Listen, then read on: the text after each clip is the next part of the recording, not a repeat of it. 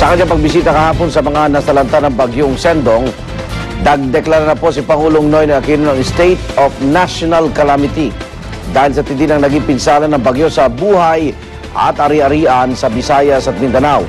Ibig sabihin po niyan, pwede na makakuha ng calamity loan sa SSS, GSIS at iba pang government institutions nang walang interes ang mga biktima ng bagyo. Mananatili ring nakapako ang presyo ng ilang pangunahing bilihin gaya ng bigas, tinapay, gatas, kape, itlog, mantika, noodles, sardinas, karne at isda sa mga lugar sa Visayas at Mindanao na naapektuhan ng bagyo. Sisimulan na rin ng gobyerno ang pagsasaayos ng mga nasirang infrastruktura sa mga apektadong lugar. Bukod pa rito, pangako rin po ng Pangulo ang total lag ban, pero para lang sa mga sakop ng Autonomous Region in Muslim Mindanao. Pinaimbisigan na rin ng Pangulo ang mga naging pagkukulang ng ilang ahensya ng gobyerno na nauwi sa matinding pinsala sa Visayas at Mindanao. Sa huling tala ng National Disaster Risk Reduction and Management Council, halos 1,000 na ang bilang ng nasawi sa bagyong Sendong. Aabot naman sa 1 bilyong piso ang nasirang infrastruktura, agrikultura at mga eskwelahan. Sa dami po ng problema dala ng bagyong Sendong, hirap pa rin makabangon ang mga taga Cagayan de Oro City. Patong-patong pa rin kasi ang kanilang mga problema. Tulad na lang po ng kakulangan ng mga kain, maiinom at maayos na matutulugan. Kaya hindi pa nila masimulan ng paglilinis. Patunay rito ang maputik pa rin mga daan at hindi pa rin kasi maayos ang water system ng lungsod. Ang ilang may naisalbang gamit, matyaga po naglilinis at naglalabas sa ilog. May iba naman sa mismong pumping station ng local water district nagtsatsagang makiligo at mag-igib ng maiinom. Ilang imahe rin ng trahedya ang makikita sa mga daan doon, tulad na lamang ng mga sasakyan na nagmistulang laruang kotse lang matapos tangayin ng flash flood sa isang creek. Nagkakapatong-patong na rin. Kaya para po sa pinakuling balita mula sa Cagayan de Oro City, nakatutok po doon ngayon si Victoria Tulad. Victoria, kamusta na yung ating mga kababayan?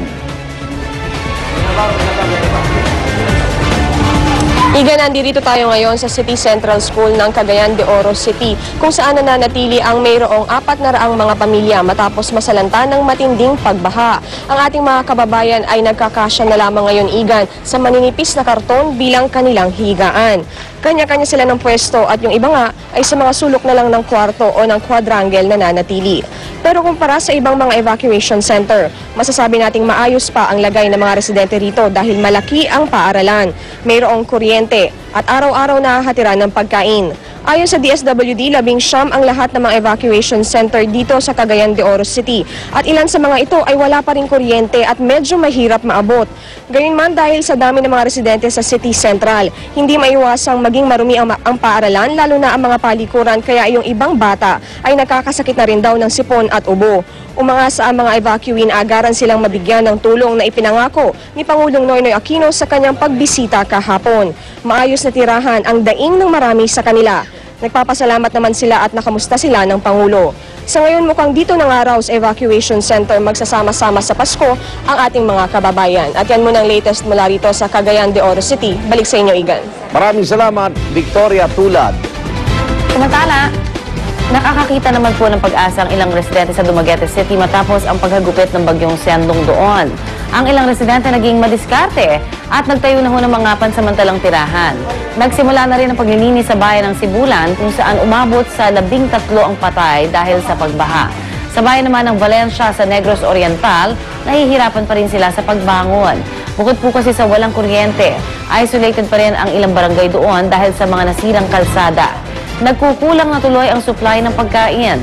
Nauna nang isinailalim sa state of calamity ang Negros Oriental, kaya magagamit na ang 20 milyong pisong nitong calamity fund. Pero kulang pa rin daw yan sa 400 milyong pisong halaga ng pinsalang inabot naman ng probinsya na ayon po yan sa lokal na pamahalaan. Sa pinakahuling tala naman ng Iligan City Government, mahigit 400 pa rin ang mga hindi pa natatagpuan sa Iligan City, habang halos nasa 300 ang kumpirmadong nasawi sa paghagupit ng bagyong Sendong. Kahapon nagkaroon ng mass burial sa barangay Palao, kung saan inilibing ang 61 nasawi. Kasama sa sumaksi ng libing ang mismo mga kaanak na kumilala sa kanilang mga labi. Ang mga nakaligtas naman sa delubyo halos desperado na dahil sa kakulangan ng pagkain. Kaya sa isang relief operation ng DSWD, nagkaroon ng tensyon at nagkaagawan ng relief goods na dahilan para masugatan ang ilan. Samantala, humigit kumulang 100 labi ang dinala sa isang dump site sa Barangay Carmen, Cagayan de Oro para idaan sa proseso ng NBI Disaster Victim Identification Team. Yan ay dahil hindi nakilala ang mga bangkay dahil nasa advanced stage of decomposition na ang mga ito. Todo tiyaga ang 15-member forensic team para gawa ng record ang mga bangkay. Yun nga lang, hindi raw nila akalaing sa tambakan ng basura nila isasagawa ang proseso. Patuloy naman ang paghahanap ng mga otoridad ng paglilipatan sa mga bangkay. Kahapon, mahigit 400 kabaong ang isinakay sa barko ng Philippine Navy para sa mga biktima ng bagyong Sendong sa Iligan at Cagayan de Oro City. Tulong ito ng ilang mga taga-Pampanga sa mga namatayang residente ng dalawang lungsod na hanggang ngayon ay kinukulang pa rin ng mga kabaong. Bukod sa donasyon ng mga taga-Pampanga, ilang ordinaryong mamamayan ang dumaan para magbigay ng mga donasyon tulad ng damit. May karga ring relief goods, bottled water at maging water treatment equipment ang barko na lubos na kailangan sa mga evacuation center. Alam mo, balikan ko lang yung nag-agawan sa relief goods. Kasi hindi ko maintindihan ng polisiya ng DSWD doon na uunahin daw muna nila yung pinaagrabing nasalanta. Halo-halo na yung Oo, sa evacuation center. Paano mo na-determine? Di ba?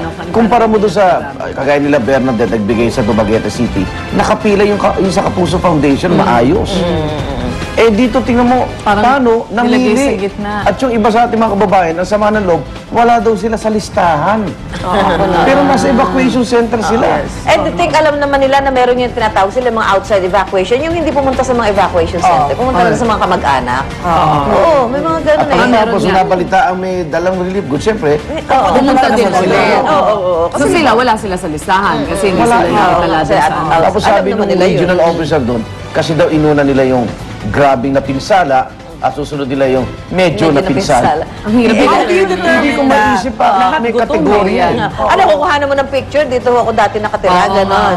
Eh lahat naman yung pumunta doon dahil mga biktima lahat sila. Kulang pa Kaya nakaka-inggit na balikan yung imahe ng Japan. Nagkalindol. Ibang klaseng tao naman kasi din yung Na mga kahit Japan. nasalanta na sila, Disente yung dignidad, no?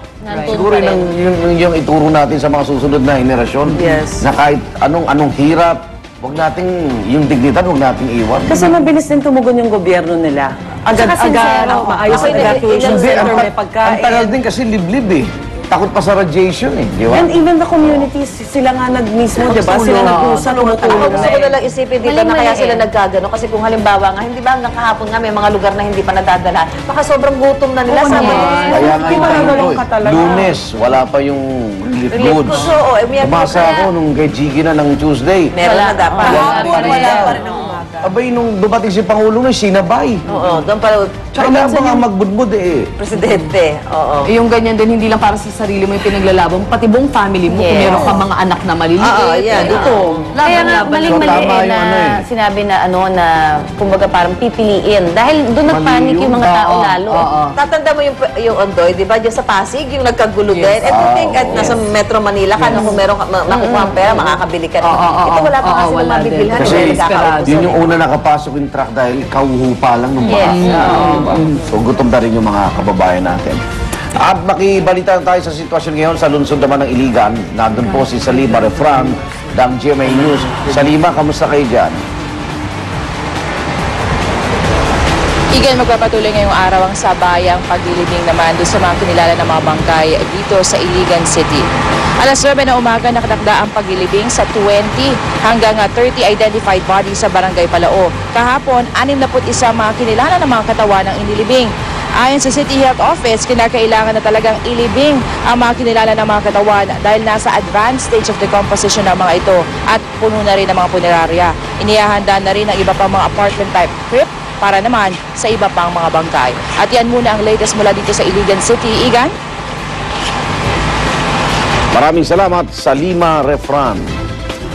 Sa ibang balita, ngayon nagdeklara na ng State of National Calamity si Pangulong Noynoy Aquino, mahigpit nang ipatutupad ang price freeze sa mga pangunahing bilihin sa mga apektadong lugar sa Visayas at Mindanao.